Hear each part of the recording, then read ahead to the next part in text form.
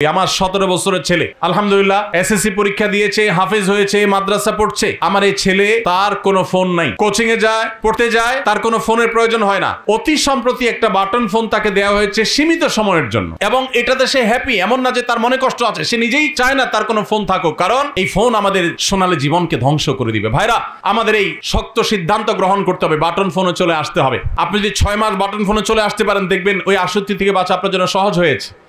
এবং যদি সম্ভব হয় আপনি মোবাইলটা হয় বিক্রি করে ফেলেন, না হয় জমা দেন।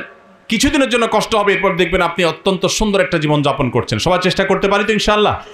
আল্লাহ তাআলা আমাদেরকে মোবাইলের মাদকতা থেকে বেঁচে থাকার তৌফিক দান করুন, সোশ্যাল মিডিয়ার মাদকতা থেকে বেঁচে থাকার তৌফিক দান করুন।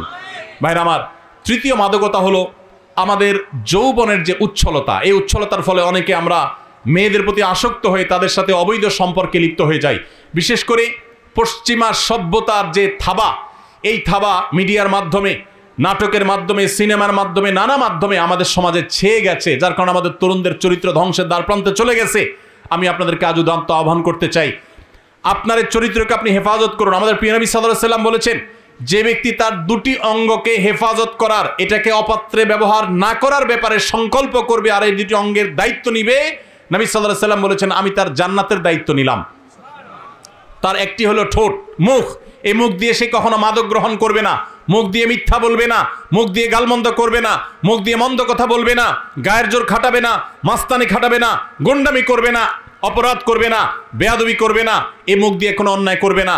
এবং সে তার লজ্জাস্থানকে যদি কন্ট্রোল করতে পারে, তার ইজ্জতকে, সম্ভ্রমকে যদি সে নিয়ন্ত্রণ করতে পারে, বৈধ বিবাহের আগ পর্যন্ত সে হারাম কোনো রিলেশন, অবৈধ প্রেম, অবৈধ ভালোবাসার পথে যদি সে না পা বাড়ায়, এই ব্যক্তিকে নবী করিম সাল্লাল্লাহু আলাইহি ওয়াসাল্লাম জান্নাতের গ্যারান্টি নেওয়ার কথা বলেছেন। অতএব এই মাদকতা থেকেও আমাদেরকে মুক্ত হতে হবে। এটি ছাড়া আমরা কখনো আদর্শ মুসলমান হতে পারবো না। আল্লাহ তাআলা আমাদের সবাইকে সব ধরনের মাদকতা থেকে, সব ধরনের ভয়াবহ থাবা থেকে, সব ধরনের এডিকশন থেকে, সব ধরনের আসক্তি থেকে আমাদের যুব সমাজকে বেঁচে থাকার তৌফিক দান করুন। আমরা সবাই মাদক থেকে দূরে থাকার চেষ্টা করবো তো ইনশাআল্লাহ। মনে রাখবেন, 5 ওয়াক্ত নামাজে যদি আপনি অভ্যস্ত হন, সৎ সঙ্গী যদি আপনি অবলম্বন করেন, মোবাইল ফোনের নেশা থেকে যদি আপনি বেঁচে থাকতে পারেন, তাহলে এই 3টি কাজ আপনার ক্যারিয়ারকে সুন্দর করবে, আপনার পারিবারিক বন্ধনকে মজবুত করবে, আপনার ভবিষ্যৎকে উজ্জ্বল করবে, এবং আপনাকে ভালো মানুষ হতে সাহায্য করবে। আপনি আদর্শ যুবক হতে পারবেন, আপনি সফল মানুষ হতে পারবেন।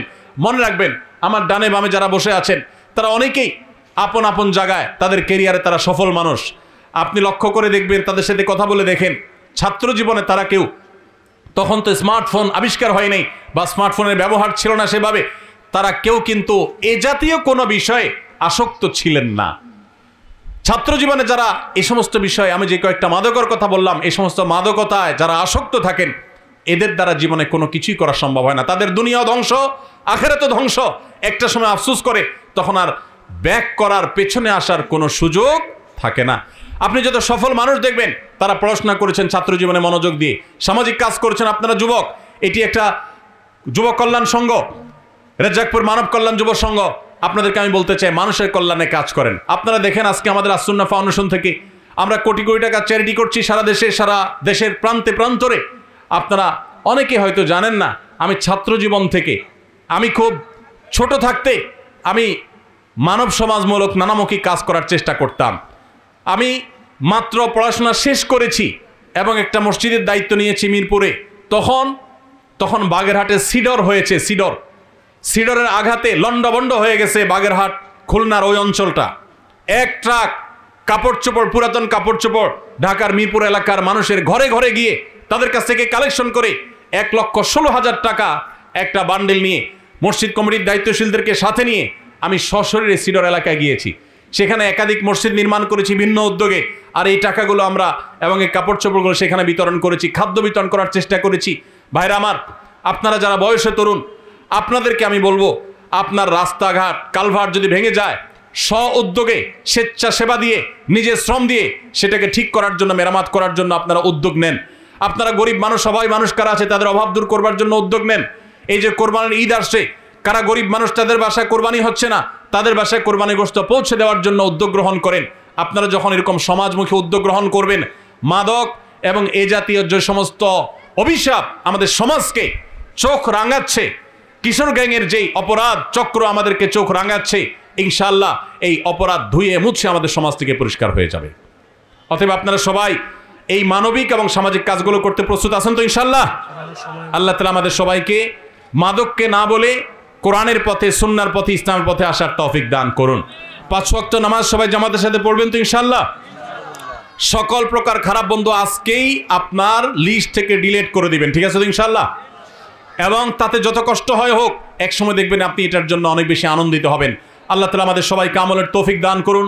আমি অত্যন্ত আনন্দিত আজকের এই ব্যতিক্রমী প্রোগ্রামে এখানে অংশগ্রহণ করতে পেরে। বিশেষ করে জনাব অ্যাডভোকেট সাহেব, তিনি বারবার যোগাযোগ করেছেন, তার তরফ থেকে বারবার যোগাযোগ হয়েছে, এবং অত্র এলাকার মান্যগণ্য ব্যক্তিবর্গ যারা আছেন, সফল ব্যক্তিত্ব যারা আছেন, আমি সবার কাছে কৃতজ্ঞ আমাকে এরকম একটা প্রোগ্রামে উপস্থিত হওয়ার সুযোগ করে দেওয়ার জন্য। মাগরিবের পর ইনশাআল্লাহ আমরা পুরস্কার বিতরণীতে যাব। আল্লাহ তাআলা আমাদের সবাইকে যে সমস্ত কথা শুনলাম আমল করার তৌফিক দান করুন।